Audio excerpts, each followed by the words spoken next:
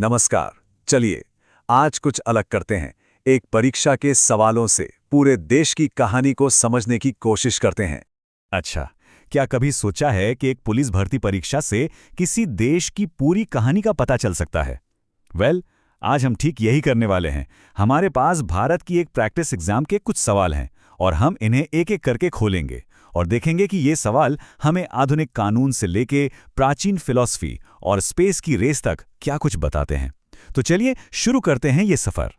तो हमारी कहानी की शुरुआत होती है भारत के दिल से, मतलब उसके संविधान से। पर यह सिर्फ नियमों की एक मोटी किताब नहीं है, आप जानते हैं। ये एक राष्ट्र का वादा है अपने लोगों से, और इस वादे का जो सार है वो इसकी प्रस्तावना यानी प्रियम्बल में मिलता है। और यहीं से ना एक बहुत बड़ा कानूनी ड्रामा शुरू हुआ, जिसने दशकों तक भारत की सबसे बड़ी अदालतों को बिजी रखा। सवाल बस इतना सा था, ये जो प्रस्तावना है जो देश के सारे आदर्शों को बताती है, क्या ये संविधान की आत्मा है जिसे कोई छू नहीं सकता, या इसे संसद अपनी मर्जी से बदल सकती है? अब देखिए, ये जो टाइमलाइन है ना, ये बहुत दिलचस्प है। ये दिखाती है कि सोच कैसे बदली। 1960 में बेरूबारी केस में सुप्रीम कोर्ट ने कहा, नहीं, प्रस्तावना संविधान का हिस्सा नहीं है। सोचिए जरा। लेकिन फिर आया 1973 का वो ऐतिहासिक केशवानंद भारती केस। इसने सब कुछ पलट दिया। कोर्ट ने माना कि प्रस्तावना संविधान का अटूट हिस्सा है, और सबसे जरूरी बात, इसके मूल ढांचे या बेसिक स्ट्रक्चर को कोई नहीं बदल सकता। इसी फैसले ने इंडियन डेमोक्रेसी को एक मजबूती दी और 1976 में 42वें संशोधन का रास्ता बनाया, जब समाजवादी और धर्मनिरपेक्ष जैसे शब्द इसमें जोड़े गए।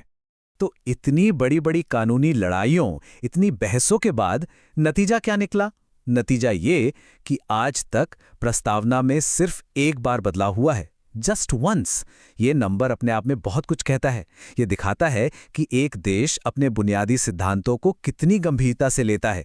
ये कोई पत्थर की लकीर नहीं, बल्कि एक जिंदा दस्तावेज है जिसे बहुत बहुत सोच समझकर ही बदला जा सकता है। ओके, तो कानून की दुनिया से अब सीधे चलते हैं टाइम मशीन में, पीछे, बहुत पीछे, उस प्राचीन भारत की ओर जिसने जमीन की संस्कृति और दर्शन की नींव रखी थी। इमेजिन कीजिए, करीब 2500 साल पहले का भारत आज जैसा एक देश नहीं था, बल्कि 16 बड़े बड़े ताकतवर राज्यों में बटा हुआ था। इन्हीं को कहते थे महाजनपद, मतलब महान राज्य। ये उस समय की सुपर पावर्स थीं, और इन सब में मगध साम्राज्य सबसे पावरफुल बनकर उभरा, जिसने आने वाली सदियों के लिए भारत के इतिहास का रुख तय कर दिया।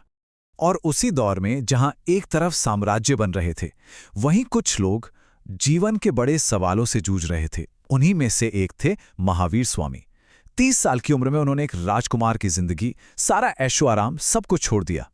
अगले 12 साल उन्होंने बेहद कठोर तपस्या की, और फिर 42 की उम्र में उन्हें मिला कैवल्य ज्ञान, यानी वो परम ज्ञान जिसकी उन्हें तलाश थी। सच में आत्मखोज की एक असाधारण यात्रा थी ये।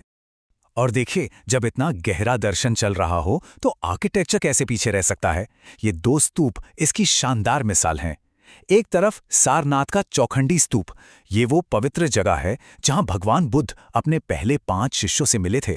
और दूसरी तरफ मध्य प्रदेश का सांची स्तूप, जिसे महान सम्राट अशोक ने बनवाया था। ये इतना अहम है कि आज भारत के 200 रुपए के नोट पर इसकी तस्वीर है। मतलब हमारा इतिहास आज भी हमारी जेब में है। तो इतिहास की गलियों से निकलकर अब जरा नजर डालते हैं जमीन और आसमान पर, मतलब भारत के भूगोल और ब्रह्मांड से उसके कनेक्शन को समझते हैं। चलिए मिलते हैं गोदावरी से। इसे ना पेनिनसुलर इंडिया की लाइफलाइन कहते हैं। जब ये महाराष्ट्र के त्र्यंबकेश्वर से निकलती है तो ये सिर्फ पानी का बहाव नहीं होता, ये अपने साथ एक पूरी सभ्यता लेकर चलती है। 1465 किलोमीटर लंबा सफर, सोचिए। लाखों लोगों की जिंदगी इसी पर निर्भर करती है, और शायद इसीलिए इसके आकार और महत्व को देखते हुए लोग इसे प्यार से दक्षिण गंगा या वृद्ध गंगा भी कहते हैं। और यहीं पे ना एक बहुत ही मजेदार कंफ्यूजन होता है। अक्सर लोग इसमें गलती कर जाते हैं। अगर कोई कहता है दक्षिण गंगा तो बात हो रही है गोदावरी की, लेकिन अगर कोई कहे दक्षिण भारत की गंगा तो उसका मतलब कावेरी नदी से है। देखा, भूगोल में बस चंद शब्दों का हेरफेर और मतलब बिल्कुल बदल जाता है। ठीक है, तो प्राचीन इतिहास और भूगोल से अब हम सीधे गियर बदलते हैं और जंप करते हैं आज के मॉडर्न गतिशील भारत में, जहां अर्थव्यवस्था, टेक्नोलॉजी और खेल की दुनिया एक नई ही कहानी लिख रही है। बात है साल 1991 की। भारत एक बहुत बड़े आर्थिक संकट से जूझ रहा था। हालत इतनी खराब थी कि देश को अपना सोना तक गिरवी रखना पड़ रहा था। और इसी मुश्किल से जन्म हुआ एक क्रांतिकारी बदलाव का, जिसे कहते हैं एलपीजी रिफॉर्म्स। पर सवाल यह है कि ये एलपीजी था क्या? तो ये एलपीजी था क्या? चलिए इसे तोड़कर समझते हैं। पहला, एल यानी लिबरलाइजेशन या उदारीकरण। आसान भाषा में लाइसेंस राज का खात्मा। दशकों से कोई भी नया काम शुरू करने के लिए इतनी सरकारी इजाजतें लेनी पड़ती थी कि पूछिए मत। उदारीकरण ने इन बीड़ियों को तोड़ा और भारत के एंटरप्रेन्योर्स के लिए रास्ते खोल दिए। फिर आया पी यानी प्राइवेटाइजेशन या निजीकरण। अब तक बहुत सी बड़ी बड़ी इंडस्ट्रीज सिर्फ सरकार के कंट्रोल में थी। इस रिफॉर्म ने प्राइवेट कंपनियों के लिए दरवाजे खोल दिए। नतीजा, मार्केट में कंपटीशन बढ़ा, क्वालिटी बेहतर हुई और नई नौकरियां भी बनी। और आखिर में जी यानी ग्लोबलाइजेशन या वैश्वीकरण। भारत ने दुनिया के लिए अपने दरवाजे खोल दिए। बाहर की कंपनियां यहां इन्वेस्ट करने लगीं और हमारी कंपनियां भी दुनिया में अपनी पहचान बनाने निकल पड़ी। इन 3 कदमों ने, एल, पी और जी ने मिलकर भारत की अर्थव्यवस्था की तस्वीर हमेशा हमेशा के लिए बदल दी। अच्छा, इकोनॉमी की तरह ही एक और जगह है जहां देश का गौरव दांव पर लगा होता है, और वो है खेल का मैदान। ये सिर्फ कप या ट्रॉफियां नहीं हैं, ये इज्जत की लड़ाई है।